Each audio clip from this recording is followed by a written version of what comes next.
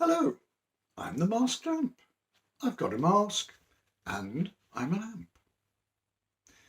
This video is about another of my caseload back in 1976. Aggie was in her late 60s. She lived with her 97-year-old mother on a small holding in a particularly remote part of our area. It consisted of 10 acres of small fields and meadows enclosed by hedges, an oasis of rural peace surrounded by the vast, open, intensively cultivated fields of an industrial-style farm. To reach her home, you had to drive a couple of 100 yards along a track across one of these huge fields, in the summer swaying with wheat or barley or oats. Once through the gate of Aggie's small holding, you had to park up and walk the rest of the way through meadows full of wild flowers where her small herd of cows grazed, past ponds teeming with frogs and newts, until you reached what she referred to as the farmhouse. It took a leap of imagination to see this structure as a farmhouse. In reality, it was a single-storey, timber-clad barn with a corrugated iron roof, a few small windows and a dilapidated door that led into what passed as her kitchen cum living room. It had been built by her father 60 or more years previously.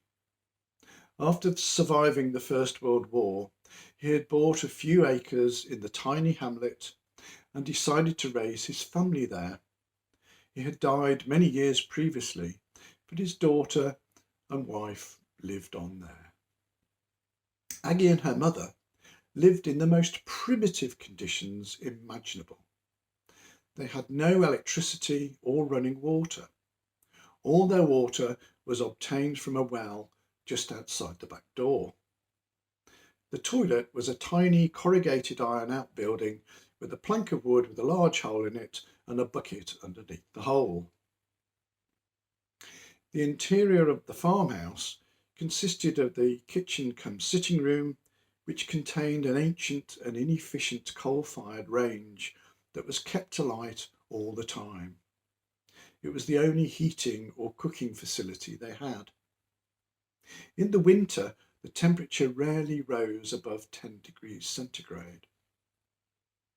Unaccountably, the room was furnished with a range of fine antique furniture, all of it now very dilapidated and wormy.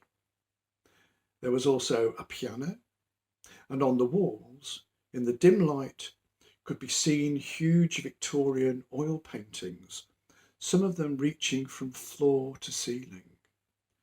It was almost impossible to tell what the subjects of these paintings were, as they were covered in a film of soot from the oil lamps which were Aggie's only source of light. There was what Aggie called a parlour, but which she mainly used as a storeroom, and there were 2 bedrooms. Aggie slept in one, and her mother slept in another. Aggie always took pride in introducing me to mother during my visits. This meant a visit to the bedroom, where mother appeared to spend her entire life. Mother had had a number of strokes. This had left her almost completely immobile and apparently incapable of speech. I certainly never heard her say a coherent word. It's very difficult to adequately describe mother's appearance. She was rather obese and rather pale. Folds of flesh covered her face. Her eyes rarely opened. Her body was covered in tattered and ragged layers of old-fashioned nightdresses, which reminded me of Miss Havisham in David Copperfield. In fact, the entire experience visiting Aggie and her mother was exactly like stepping into a Dickens novel. Mother was incontinent, and Aggie's solution to this was to cover the mattress with roofing felt. As well as protecting the mattress, this also served the function, she told me, of preventing Mother from slipping too far down in the bed. During these visits, Aggie would introduce me to Mother and then prop her up in a sitting position. Mother would open one eye to examine me and might make some sort of noise in response. I was never quite sure she had any idea what was going on, but Aggie would delightedly interpret these possibly random utterances as insightful comments about the weather or current events.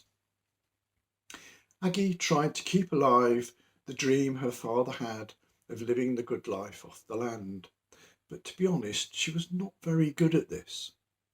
She kept chickens and tried to grow vegetables. She had a grapevine and would attempt to make wine out of the juice come the autumn. She once offered me a bottle, but I could not bring myself to try it. She used to make jam with a minimum of sugar, as it was expensive, which meant that a layer of mould would soon appear on the top. She also made various medicinal preparations using traditional recipes. One of my predecessors had once been reckless enough to try one of Aggie's special complexion ointments and had come out in a rash. She and her mother lived a life of most extreme poverty. Their main source of income was their pensions, and although periodically Aggie would arrange for one or two of the cows or calves to go off to market, I suspected that the herd cost her more to maintain than the income she received from it.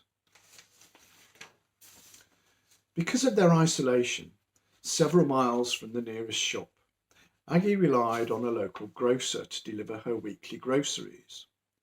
She had a standing order which she was fearful of changing for fear of upsetting the grocer and losing their lifeline. A consequence of this was that she had a pack of salt delivered every week. She once showed me the stockpile of salt in the parlour. It occupied nearly half the room. She wouldn't entertain cancelling this part of the order, just in case. Aggie was very frugal and economical. If she wore out the cuffs of a shirt or blouse, she would simply cut off the sleeves up to the elbow and then attach some other sleeves from other clothes using large stitches of wool. It didn't matter whether or not the fabric matched in any way. Despite apparently living life in the past, Aggie had a portable radio and would listen to Radio 4 constantly. So she was always up to date on national and world events and actually had a keen and intelligent mind. Although she had never had a formal diagnosis, Aggie probably had schizophrenia. She would often suddenly start whispering in the middle of a conversation, pointing to the ceiling and muttering under her breath about how the neighbouring farmer had fitted listening devices and was spying on her. You may be wondering exactly what good a social worker was doing for Aggie and Mother. If I had a plan, it was to preserve the lifestyle they had chosen, and at times to deflect demands for something to be done.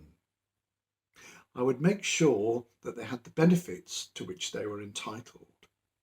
And my regular visits also monitored Aggie's needs as a carer and provided Aggie with an outlet in which she could engage in an adult conversation. One day, I had a phone call from Aggie. This took quite an effort for her. It meant she had to cycle the mile or so to the nearest public phone box. She was beside herself. Mother had had another stroke. She needed a doctor. I phoned Mother's GP. I arranged to do a home visit with him. I met him at the farmhouse and he examined Mother. He agreed that she had had a stroke and that she needed to be in hospital. This horrified Aggie. "Mother won't like it in hospital," she wailed. "She won't be able to hear the lowing of the cows and the dawn chorus. She'll pine away. She needs to stay here." But the doctor was clear. She was ill and needed to be in hospital. He was off to the nearest phone box to call them. But I was thinking, what was in Mother's best interests? I knew for a fact that once she was in hospital, she would never be allowed to return to the Victorian hovel that Aggie regarded as home. A district nurse would take one look at her living conditions and would refuse to allow it. I was convinced that Mother would die in hospital if she were to be admitted. Aggie offered Mother love and uncomplaining round-the-clock care in the environment that Mother had always known. So far, she had managed to keep her alive, despite her poor health and extreme age. It wasn't all about the physical environment. I argued this case to the GP. Although he was looking at the situation from a purely medical point of view, he did nevertheless listen to me. He could see my point. In the end, it was agreed that he would call in on Mother over the next few days to observe her progress. She would not be admitted to hospital after all. I felt pleased. I told Aggie the good news, but she was so distressed by the threat that she felt she needed to focus this on someone. "It's your fault," she said. "You've come here wearing grey. Grey is an unlucky colour. You've put a jinx on Mother. This would never have happened if it wasn't for you." And despite my efforts to produce an outcome that would be best for Mother and for Aggie, she refused to see me again. You don't often get thanks as a social worker, but that's all part of the job. If you have been, thank you for listening. If you found this informative or entertaining, please don't forget to like and subscribe.